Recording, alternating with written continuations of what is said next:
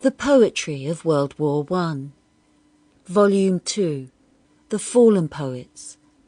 An Introduction. War and poetry seem somehow alien to each other. How can the horror and slaughter of war become any more real and terrifying, visceral and tender in the words of poets? The Great War, World War I, the war to end all wars, is a stain on humanity and the nations who fought in it. Millions killed or wounded for aims and principles that for many are difficult to accept in the modern age. The poet as a soldier has happened throughout history, but not to the level of the men in this volume. Today we are used to embedded journalists who report direct from the front line. Here we have embedded poets who report from the front line in a unique and inspiring way. Their words often raw, emotional, angry, despairing, yet eloquent, moving, suffused with a hope that we are all capable of more, despite the futility and carnage around them. These poets, including Wilfred Owen, Rupert Brooke, John McCrae, Edward Thomas, and several others, including the German Alfred Lichtenstein, lost their lives in the years of war, on which they had so eloquently and intensely written. Their lost lives adding to the toll that war makes us all less whole, less worthy of attaining what we should raise ourselves to be. The Young Poet by James Elroy Flecker. If there be any grief for those lost eremites that live in lonely tombs, it is on autumn nights, at falling of the leaf. It is when pale October, relentless tree disrober, invades the silent homes. But him no autumn's chill shall have the power to harm.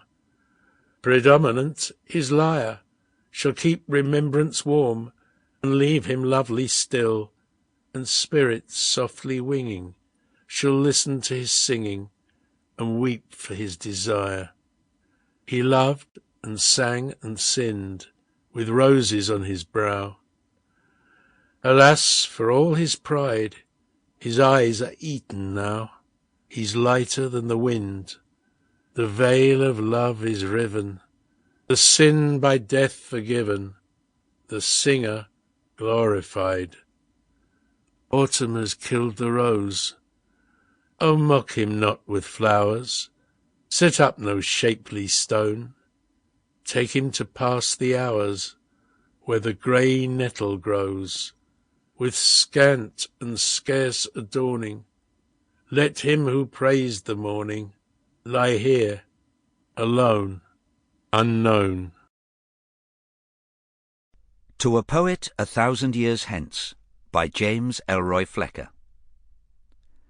I, who am dead 1,000 years, and wrote this sweet archaic song, send you my words for messengers, the way I shall not pass along. I care not if you bridge the seas, or ride secure in the cruel sky, or build consummate palaces of metal or of masonry. But have you wine and music still, and statues and a bright-eyed love, and foolish thoughts of good and ill, and prayers to them who sit above? How shall we conquer? Like a wind that falls at eve, our fancies blow, and all Maimonides the blind said it 3,000 years ago. O friend unseen, unborn, unknown, student of our sweet English tongue, read out my words at night, alone. I was a poet, I was young.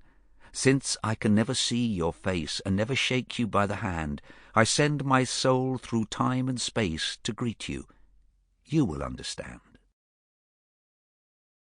Fellow de Sal by James Elroy Flecker.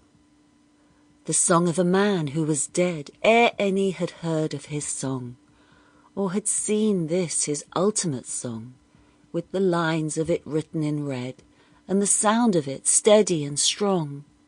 When you hear it, you know I am dead, not because I was weary of life as pallid poets are.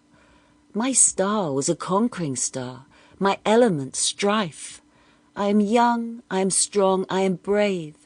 It is therefore Sample complete. Ready to continue?